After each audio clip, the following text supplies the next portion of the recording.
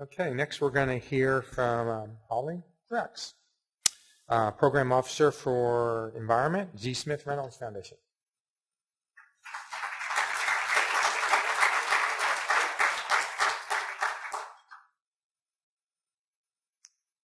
Yes, that was my first priority, to click from my face to those nice pictures. Thank you, Jeff and Mary and all of the staff of the Center for inviting me here today and organizing this conference. It's a privilege to be here among this excellent company. I'm appreciative of the opportunity that I'm already have had to learn from all of you and look forward to the next day or so. I also want to thank you, Jeff, for referring to me as in the company, at least, of rock stars today. I'm always looking for a way to get a chuckle out of my 14-year-old daughter, and that's certainly to work. Yeah, she's, I think, on the live stream. Hello, Naomi. Again, my name is Hawley Truax. I work for the Z. Smith Reynolds Foundation, which is based in Winston-Salem. I'm a program officer there. We're a 75-year-old foundation, and we have the broad and somewhat daunting founding vision of improving the lives of the quality of life for the citizens of North Carolina, not unlike the mission of the School of Government. I heard from Jeff that Paul Meyer, the executive director of the League, is unable to be with us here this afternoon, I guess now, and that's good because I had some trouble editing my remarks. So I'm going to take his full 20 minutes. Is that okay with you guys? Okay, that was a joke. I'm not actually going to do that. So actually, I had some remarks that I've scrapped because I was inspired by first of all, Lynn did a great job of introducing the role of the nonprofit sector, and that's part of what I was covering. And I was also inspired just looking at the room and imagining who might else be on the live stream to pivot my comments entirely to one plea, which is that you, as students connected with the Environmental Finance Center, come to us in the nonprofit sector. I think, obviously there is tremendous work to do in the capital markets, at all levels of government. But there's also a great need in the nonprofit sector for the kind of expertise that you're building here. And really, that's all I have to say. But I'll give a couple more details. And I am now off script, so you have to tolerate me jumping around a little bit.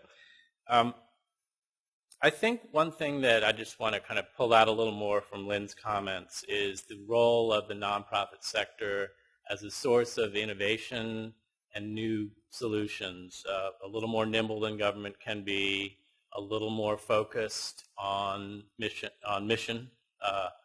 speaking for the trees and the water, those things that don't speak for themselves all that well, future generations. And we have a lot. I have parochial knowledge. It's really focused in North Carolina, but we have a lot of really exciting thinking going on around solutions in North Carolina. We don't have the level of expertise that we need in the realm of environmental finance. And it is, as our speakers have been pointing out, I think, in a wide variety of ways, we are living in a new day. And the questions of who pays and how we calculate the return on our investment in environmental progress, whether that is, actual capital investments or regulations that have a cost, they have never been more important, and I don't think they're going away. An anecdote that I have from when I first came to North Carolina, and I was working in the governor's office, or shortly after I came to North Carolina, and a really exciting opportunity came forward to move an opportunity to vastly reduce the nitrogen oxides and sulfur dioxide from our coal-fired power plants in the state. And this emerged from the environmental community in western North Carolina, that they considered that the kind of conditions, the air quality was intolerable out there. They met with and lobbied their legislators to lead an effort to reform how we regulated our power plants. And they sat down, they got together and they sat down with our power companies, and they came up with a plan, a really, really impressive plan. And there was a ton of excitement and momentum about it. But unfortunately, the question of who was going to pay for these controls wasn't really at the forefront. And the whole thing ground to a halt, to a really ugly, terrible halt. And I was lucky enough to work for a governor and with a Secretary of the Environment and others that came together with utilities, economic regulators, a whole group, to sit down in a room together literally for 3 months and try to figure out how are we going to pay for this. And we did, and it was complicated. And it required just a ton of work and expertise that we did not have at hand. And certainly the environmental community did not have at hand at that point. And we have that in spades now. I think the era when we could count on government funding to support at the federal or state level to support land conservation without a very close look at the returns on those investments, I think those days are past.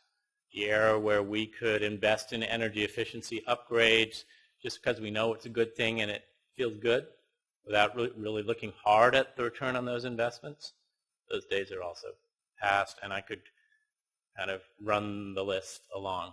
And so we need you. I mean, we need the expertise that you are building here in our community. And I see that every day in my job. So I have one other, and this is a little more prosaic thought of why we need you. And that is because it's hard to run a nonprofit now. Most of the leadership that I see in our nonprofit community didn't come into that position because of a love of numbers.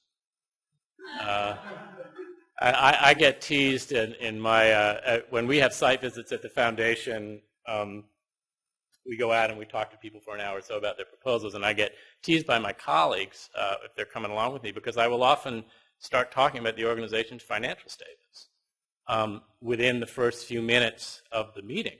And that is like a total no-no. It's like, no, we talk about the financial statements in the last 5 minutes of the meeting because it really sets a bad tone. We're about the work, you know. And I think that's just, I have to be concerned in my job, not about how exciting any individual environmental program or service is, but the capacity of our nonprofit sector to endure and deliver those services. And we need folks who can read a balance sheet. We need folks who understand cash flow. We need people who know the basic principles of accrual accounting. I trust you teach that somewhere here. And then we need people to really, who are able to, you know, do business plans and look at out over time to chart a course for their organizations and make sure they have diverse revenue streams, et cetera. So I think that's pretty much what I wanted to say. And I have, if anyone wants to know like more about my remarks, just tell me later. I have a great case study of an organization that actually has both the Environmental Finance Center and my foundation have partnered with its challenges in this realm. So.